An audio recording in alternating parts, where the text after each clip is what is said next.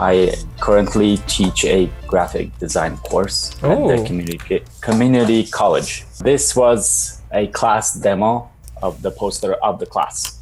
Talk to me a little bit about your creative process or your thinking. Well, basically, it's either you get an A or you get an F. That's funny. This thing right here, I'm not quite sure what that is. So if you guys can see it, I'm going to draw a line around. Let me zoom in a little bit. I'm going to just hide it for a second by doing that. And let me say the reason why I'm doing that is because if you have a little element in there like that, I would like to see a little bit more of it so I can figure out what it is, or I'd like to get rid of it. What can we do to make this thing better? Molly, do you have any ideas or suggestions right now?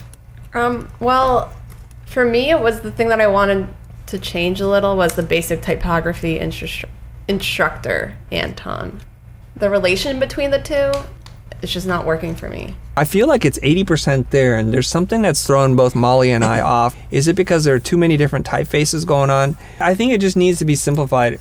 When you're working with a layout and things aren't falling into place, the first thing I like to do is turn off all my layers. Now, look at this. Is this okay? Is the scale of this typeface relative to the image size, is this okay?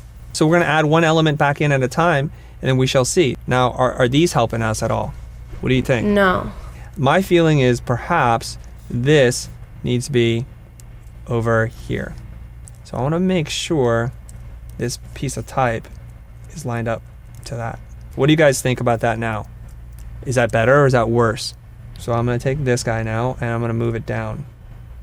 I think maybe the relationship between that and this type was too far. Mm-hmm. So let me fill this back in. Is that a little bit better? So yeah, that's grouping it together. That's grouping it together. So we need to do something with this type. And what we'll do right now is I'll experiment with a different typeface. Does that kind of look like that same typeface? Yeah, more or less? It does. I need to hide this other guy here, the Spring 2017. Mm-hmm. And I will do that right now. I'm going to just move it. I already know where I need to move that. And bring it down here. And now I can delete this guy off this thing. Yeah, Anton Pleshka, how does this feel so far? That feels better for me. Guys, this feels a little funny to me right now. This feels probably a little bit too far away from the edge, or it needs to be closer to this. I feel like it needs to be farther down. Okay, me too. So I think it needs to be right around here somewhere.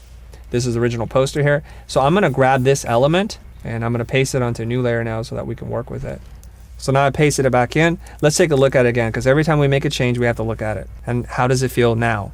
Anton, what do you think about what we're doing? Give me some direction, man. Now it's very balanced to me. Okay.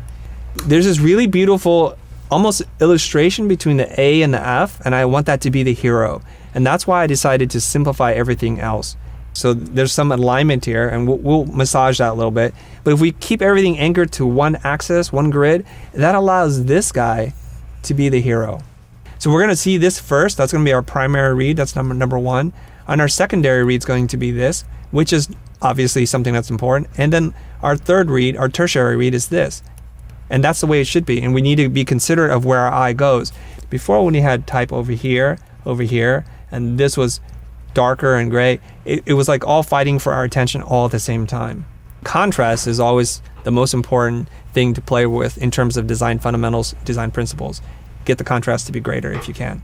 And that's why this very lyrical F, this very fluid letter form that you've included, is working so nice for me because it is in juxtaposition to the serif A, the sharp lines, and this is very fluid, and it's a photograph versus a vector piece of art, and I think that's really nice. Well done overall, and I hope your students are able to watch this and follow along with the journey as well. Yeah.